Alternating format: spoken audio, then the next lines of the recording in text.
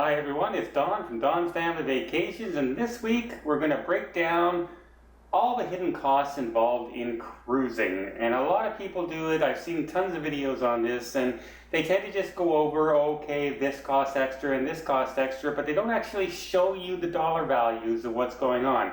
So that's what we're going to do in this video. We're actually going to show you how much extra it can cost on a cruise, with all the extras if you do just a few things on that cruise that aren't free. So, yeah, right after this.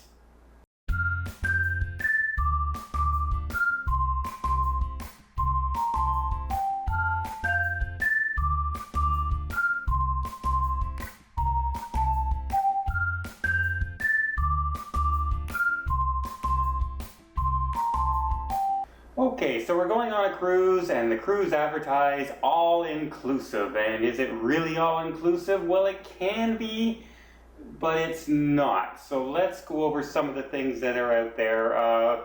So let's set our parameters. Let's say we're a couple, so there's only two of us, there's no kids, and we're going on a 7-day Caribbean cruise. And I look and I search and I find a nice stateroom for $1,000 per person, so that's $2,000 all inclusive for the couple. That sounds great, right? All right. So is my cruise only going to cost me $2,000? Absolutely not. So first thing is transfers from the hotel or from the airport. And if you go with the cruise line transfers, because maybe you book your flight through them or anything like that, they can range anywhere from $50 to $100 a person, depending on the type of vehicle you get. But most of them will come in around $40, $50 a person. So if you add that one way, that's two people, let's say $50, that's $100, and then return, that's another $100. So there, let's add transfer fees, $200 right off the bat. Next, we have a big one, gratuities. Whether you think, you tip people or not while you're on the cruise line, most of them are going to deduct gratuities that pay all the different staff. That's the cleaning staff, the attendants, you name it. It's going to cover it. The bartenders, the waiters, and everything. It's all included in there. So remember that while you're on the boat, because if you buy a drink or a drink package, they're going to add gratuities onto that as well. So think twice about actually tipping the bartender unless you're getting along really great with them, because they're going to charge you gratuities right on the bill no matter what anyway.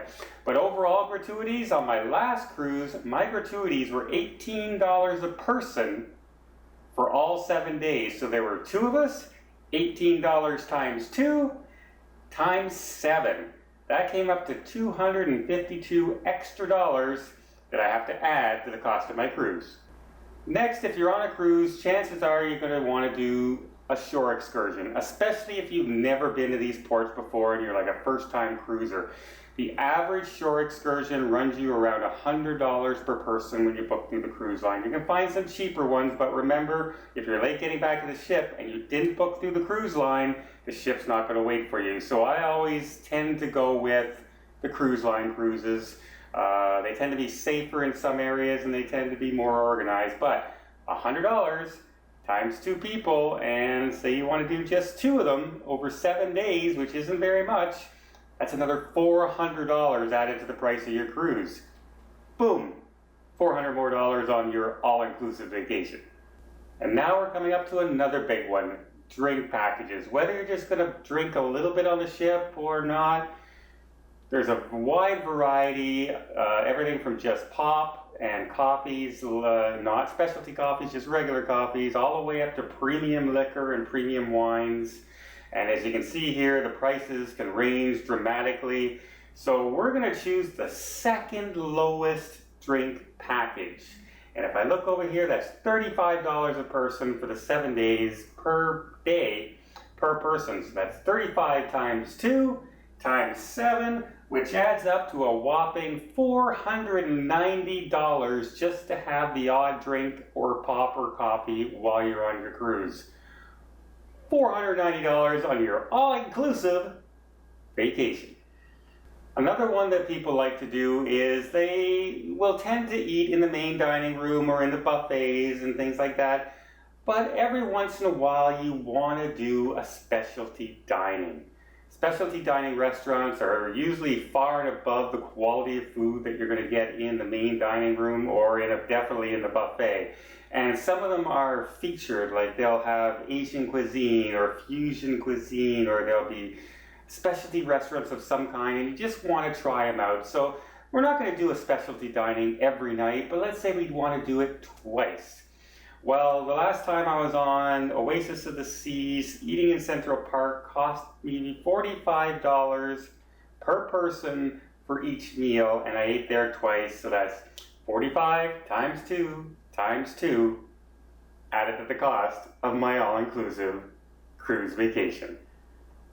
Next, you're on the cruise, you're with your loved one, you want to relax, and you're at a sea day, and what are you going to do? And you decide, you know what, let's take a couples massage together. Let's have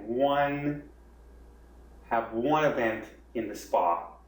Well, the average cost of most treatments in the spas are around $150 a person if you're going to get an actual massage or any kind of main body treatments and relaxing oils and things like that, the stone wash, all that kind of stuff. $150 a person.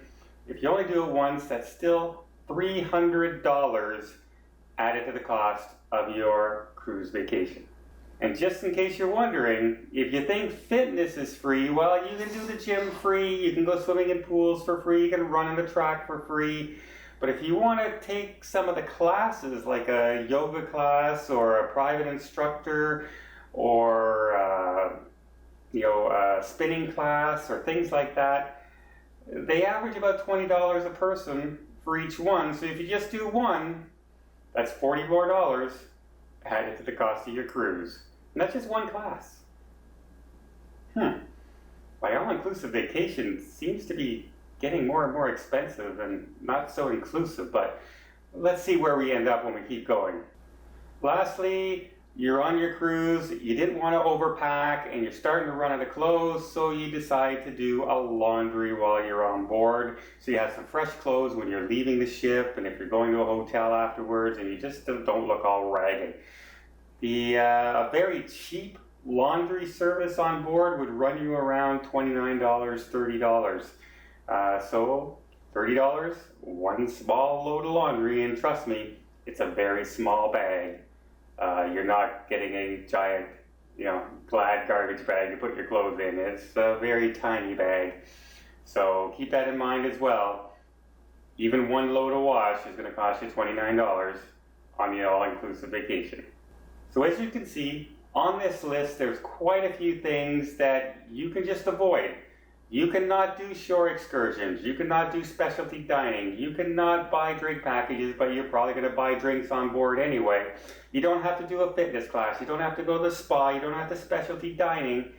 But let's face it, when you go on a cruise, you usually want to experience the cruise. You want to experience all the things. If you go on the Oasis of the Seas, the largest ship in the world, you're not going to sit in your inside cabin all day doing nothing. You want to experience all the good restaurants. You want to experience the flow riders and all the fitness classes and the Broadway shows and everything they have to offer. They have a world-class spa on that ship, and I mean world-class.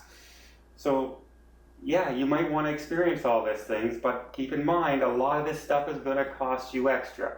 So let's add it all up, take a look, and see what our all-inclusive vacation, just doing a couple things extra on my cruise with 2 people, actually cost me. Ching, ching, ching! And what is our total? $3,961. $39 short of being double the cost of what I initially thought my all-inclusive vacation would be. So there's just a heads up. You don't have to do all these things, but keep in mind things like gratuities are going to be on there. You're going to pay for drinks on the ship no matter what, so those are going to be extra costs that are going to be involved. And we didn't even go into, a trip to the casino and things like that, or photo taking photos on the ship through the cruise line. All kinds of things we didn't cover. It can go up even more than that. It can well cost you more than double what you think you're going to pay. So keep all these things in mind. And if you're looking for the cheapest vacation possibility, take some of these things off the list and keep in mind that's why you're taking them off the list. But if you want to enjoy your cruise, add all these things on.